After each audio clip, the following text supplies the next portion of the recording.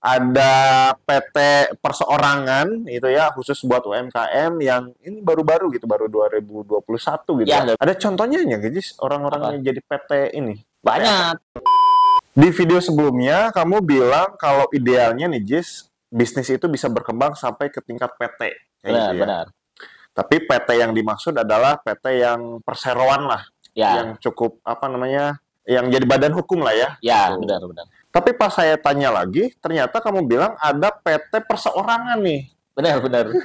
Nah, ini gimana nih? Barangkali ada teman-teman yang pengen tahu soal PT perorangan tuh gimana gitu. Nah, PT Perorangan ini kalau nggak salah lahirnya itu sekitar 2021 nih. Oke, baru-baru Baru ya? baru. Nah, jadi PT Perorangan ini ditujukan untuk orang-orang yang pengen punya nama PT gitu ya, untuk usahanya, tapi dia UMKM gitu. Tapi UMKM. UMKM. Mungkin UMKM-nya UMKM yang masih kecil lah ya, bukan di tingkat yang menengahnya gitu. Ya. Karena dalam apa namanya peraturannya juga dibatasi nih modal-modalnya, omset-omsetnya untuk si PT Perorangan ini. Oke. Nah, jadi PT Perorangan ini kita bisa bikin PT nih. Keren lah ya bikin PT gitu ya. Terus kita punya keuntungan lebih lah daripada nama pribadi ya. Oke. Ya, salah satunya adalah rekening banknya itu nama PT. Oh gitu. Ya, nama rekening bank bisa nama PT, NPWP bisa nama PT, terus kita bisa sama kayak PT biasa, beli-beli bisa pakai nama PT, misal beli rumah, beli lahan, atau beli apapun lah, itu bisa atas nama PT. Terus kerjasama bisa dengan PT lain, itu mudah karena berkasnya ada gitu ya. Pokoknya mantep lah, kita jadi punya PT gitu. Secara Iya. UMKM ini jadi punya PT gitu. Iya, kita kan sempat kemarin bahas soal PT itu punya keunggulan-keunggulan lah ya. Benar. Dibanding dengan kalau bisnis perseorangan kayak gitu, kayak bisnis UMKM yang tapi masih kecil gitu ya, atas nama pribadi. Kalau kalau PT itu bisnisnya bisa mengakses berbagai fasilitas yang tadi kayak kamu sebutkan, namanya bisa bikin rekening dengan atas nama PT gitu kan. Tapi katanya kemarin nggak full spek nih, kalau yang PT perseorangan gitu. Nggak full spek. Nah, kelemahan-kelemahannya nih ya kita coba sebutin ya. Nah, yang pertama PT Perorangan ini khusus WNI. Khusus WNI aja. Jadi yang misalkan ada bule mau bikin PT di sini ya PT-nya harus PT yang umum lah, yang biasa lah ya. Nah, terus asetnya itu tidak terpisah dengan pribadi. Asetnya? Ya, dalam artian misalkan ketika PT Perorangan ini dituntut, maka kalau dananya kurang dari si PT-nya, asetnya udah disita, dananya masih kurang, otomatis ownernya atau direkturnya harus menambahkan kekurangan dari tuntutan itu gitu. Oh iya. Kalau kemarin kan PT Perseroan ya, yang gede lah ya sebetulnya. Ya. Itu kan udah benar-benar jadi kayak orang dewasa gitu ya. Ya. Dia bertanggung jawab atas dirinya sendiri. Benar. Kalau punya lahan atas nama PT-nya sendiri, kalau punya gedung atas nama PT-nya sendiri, industrinya punya PT-nya sendiri. Kalau bangkrut juga, itu yang disita, yang dijual hanya aset dari PT-nya. Ya. Orang-orang yang membuat PT-nya itu nggak harus bertanggung jawab gitu ya. Aset-asetnya nggak perlu dijual gitu kan. Ya. Tapi kalau ini mah PT perseorangan, ini kayak PT yang masih anak kecil mungkin gitu ya. Nginduk ke orang tuanya. Benar. Jadi kalau anaknya ini bikin salah atau bangkrut, orang tuanya jadi ikut bertanggung jawab gitu. Benar. Oke. Sebenarnya secara pertanggungjawaban itu kayak CV. Kayak CV. Cuman kalau CV kan bukan badan hukum. Kalau PT Perorangan ini badan hukum. Bedanya udah masuknya badan hukum. Ya, jadi tadi bisa beli-beli, bisa segala macam lah. Kalau CV itu belum tentu gitu. Ya, makanya saya mencoba menganalogikan ini jadi anak kecil kayak gitu. Jadi orang, tapi masih kecil gitu, masih anak kecil gitu. Ya, jadi apa ya, PT yang versi ininya lah gitu. Versi murahnya. Gitu. Makanya dia meskipun berdiri sendiri, tapi penanggung jawabnya tetap ownernya gitu kan. Benar. Nah, terus selain itu ada pembatasan omset. Gitu ya? Ya, si omsetnya per tahun tidak boleh lebih dari 4,8 miliar. Oke, 4,8 miliar. Nggak boleh lebih dari itu ya? Nggak boleh lebih. Kalau misalkan lebih, itu nanti ada direkomendasikan untuk menjadi PT biasa. Menjadi PT umum lah. Ya. Terus modalnya juga dibatasi. Karena kan ini peruntukannya UMKM, jadi ya modal UMKM itu di bawah 5 miliar itu termasuk UMKM. Oke. Tapi si UMKM ini bisa aja dia daftar PT biasa Bisa ya. bisa nggak perlu PT perorangan bisa gitu. Cuman untuk yang pengen pilihan opsi PT perorangan ya boleh gitu. Ya ibaratnya gini lah, teman-teman itu modalnya punya uang 4 miliar, tapi omsetnya per tahun hanya 2 miliar gitu ya. Nah, Ya itu bisa memilih opsi untuk apa namanya PT perorangan atau PT biasa. Atau juga PT biasa juga nggak masalah. Nggak masalah. Kayak gitu. Benar. Tapi kalau misalkan teman-teman untuk apa namanya modalnya 4 miliar, tapi omsetnya itu 6 miliar misalkan per tahun, itu nggak bisa PT perseorangan gitu ya? Ya. Karena omsetnya udah mencapai 6 miliar. 5 miliar, ya, 6 miliar gitu kan. Itu mah udah pasti harus PT perseorangan yang biasa gitu ya. Nah terus ada lagi kelemahannya dia tidak bisa kerjasama dengan PT asing, tidak dibolehkan. Hanya local pride ya. Hanya local pride, benar. Oke. Terus dia juga nggak boleh dapat pemodalan dari asing. Nggak bisa dapat investor asing. Oke. Nggak bisa. Tapi itu kan kelemahannya tuh. Tapi ada kelebihannya juga nih si PT perorangan ini. Apa nih? Nah PT perorangan ini didirikannya itu nggak perlu pakai notaris. Oh gitu. Ya.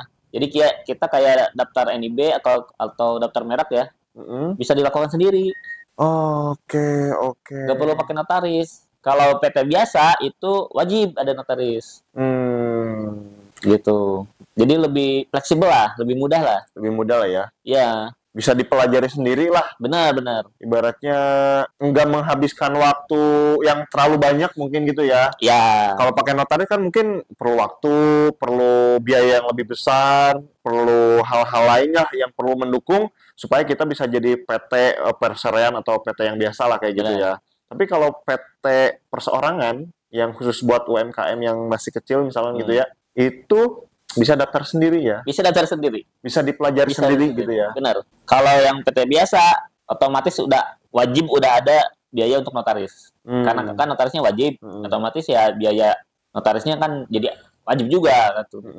Kalau PT perorangan, itu bisa dilakukan sendiri. Walaupun pada prakteknya, banyak juga yang membuka jasa PT perorangan. Iya.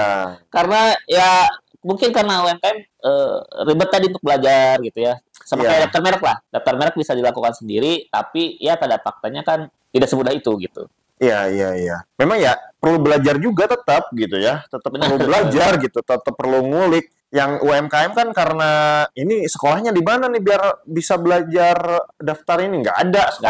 Nggak ada. Itu adalah harus ngulik, harus belajar otodidak kayak gitu ya. Kalau yang mau daftar sendiri kayak gitu kan. Ya, harus nanti ngulik. Kalau ada kesempatan kita bikin tutorialnya lah. PT perorangan ini ya. Buat teman-teman yang mau daftar sendiri, jadi tinggal ikutin aja tuh. Kayak daftar merek ya. Kita juga udah bikin tutorialnya dan banyak yang ngikutin, banyak yang berhasil juga tuh daftar sendiri gitu. Nah, terus selain itu salah satu keuntungannya adalah dia hanya dimiliki satu orang PT ini. Kalau PT biasa itu minimal wajib 2 orang. Iya, bahkan kalau saya nggak dengar tuh minimal 3 orang malahan. Ya, 3 orang ya bahkan ya. Jadi ada yang pemodal, ada yang direktur, terus ada apa lagi gitu ya. Itu wajib tuh. Nah kalau PT perorangan enggak, 1 cukup.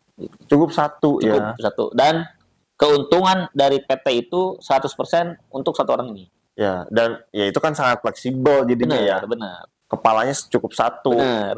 Ibaratnya benar. Nah, memang peruntukannya untuk itu sih saya baca-baca ya. Jadi PT perorangan ini peruntukannya untuk orang-orang yang pengen bikin PT tapi nggak mau berbagi keuntungan sama orang lain. Ya, tapi nggak masalah sih, soalnya kan dia skopnya masih UMKM gitu kan. Ya. Tadi yang omsetnya maksimal itu di angka 4,8 miliar. Benar. Yang mungkin UMKM untuk mencapai omset itu juga udah wah banget gitu kan. Benar. Tapi gitu. tetap sih rentan sih, kalau menurut saya sih nanggung lah PT perorangan ini tuh, dan rentan dipakai untuk cuci uang. Atau jangan ada aturan itu buat ini gitu. Ya, bisa jadi. Karena daftarnya bisa apa sendiri, bisa jadi hari itu juga, maksudnya gitu ya. Ya buat orang yang ngerti mah itu kayak mudah banget daftar sendiri kayak gitu ya. Iya, kalau ya ini mah misalkan lah ya, misalkan wah saya mau sudah korupsi nih.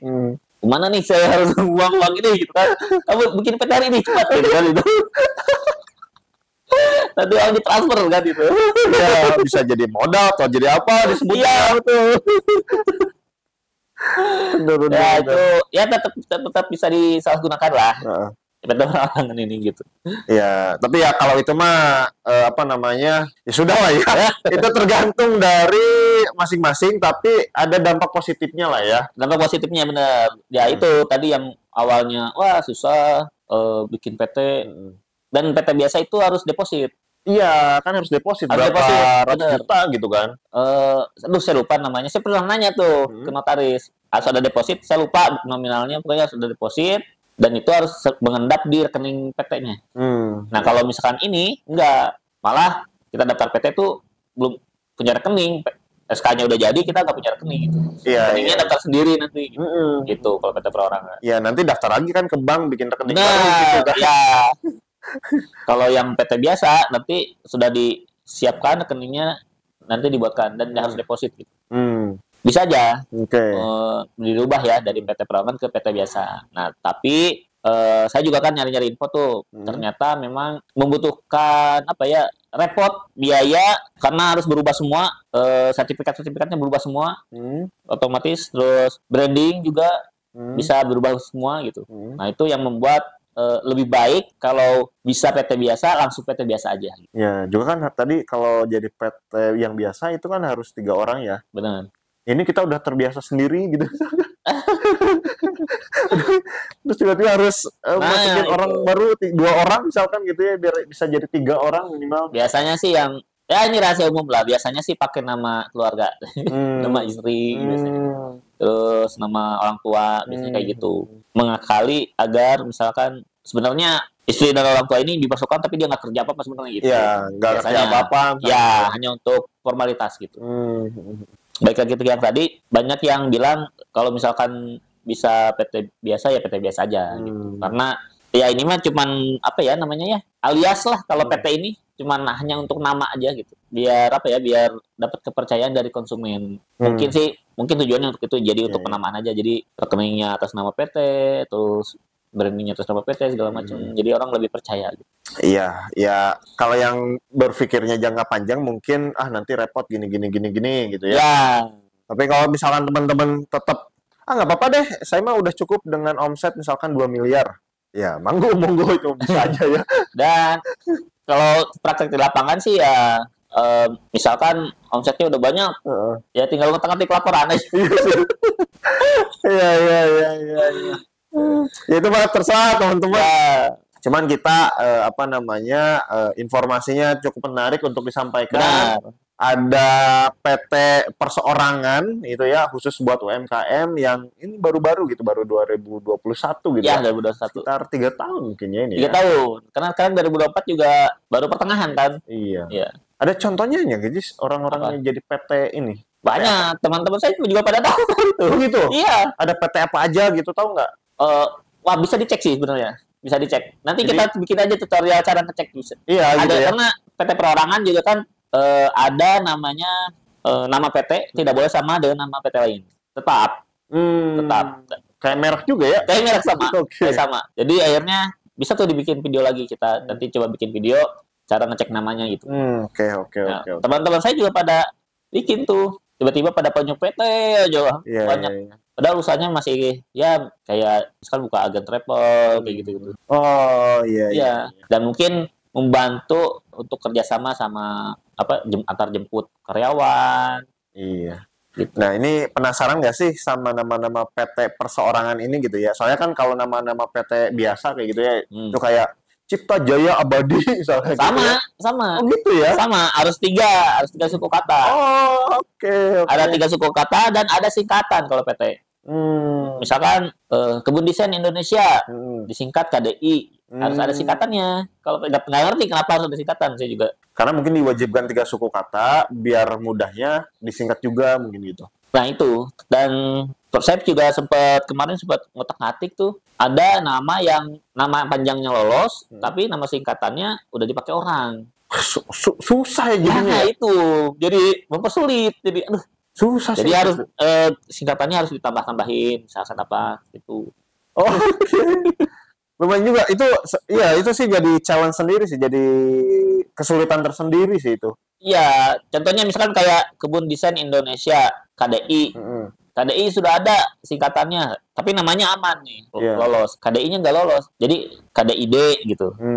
Jadi kan Indonesianya dibuat ide gitu. Nah itu trik-trik membuat singkatan untuk PT lah. Nah itu ya teman-teman ya. Oke, nanti kita coba bikinin yang video yang itu ya. Ya. Yang ngecek-cek nama tuh, pengen tahu sih kayak gimana sih orang-orang yang bikin PT dengan perseorangan, namanya ada apa aja nih? Ya. Itu pengen tahu nih di luar sana seperti apa. Oke, ada lagi Jess? Udah, itu aja. Nah, kalau suka dengan video ini silahkan di like, di komen, juga di subscribe. Serta kalau misalkan teman-teman nih Jess pengen daftar merek kayak gitu ya, bisa. atau bahkan daftar PT perseorangan gitu. PT perseorangan bisa juga. Ya, nanti juga kita bakal bikin tutorialnya lah. Karena ada yang order nih. Oh gitu. Ada yang order. Oke, menarik. Soalnya biasanya kita kan udah lebih dari 100 klien yang daftar merek menggunakan jasa Kebun Desain. Benar, 100 lebih. 100 lebih ya. Tapi kalau buat daftar PT perseorangan, ya, itu baru pertama kali. Baru pertama kali. Oke. Dan kebetulan ada yang minta daftarin. Oh ya udah, ayo gitu. Oke, kayak gitu ya. Itu bisa ya, Jis? Bisa di Kebun Desain, dari bikin PT perorangan, terus daftar merek, bikin NIB, itu bisa. Ataupun teman-teman mau sekalian bikin desainnya nih. Misalkan butuh desain logo, atau bikin desain logo baru, misalkan. Terus desain kemasannya bisa, desain kaosnya, seragamnya, desain bootnya, atau desain iklannya, itu semua bisa di Kebun Desain. Tinggal WA ke nomor yang ada di bawah aja. Nah, kayak gitu ya, teman-teman ya. Oke, thank you. Sampai jumpa di video kita selanjutnya. Bye-bye.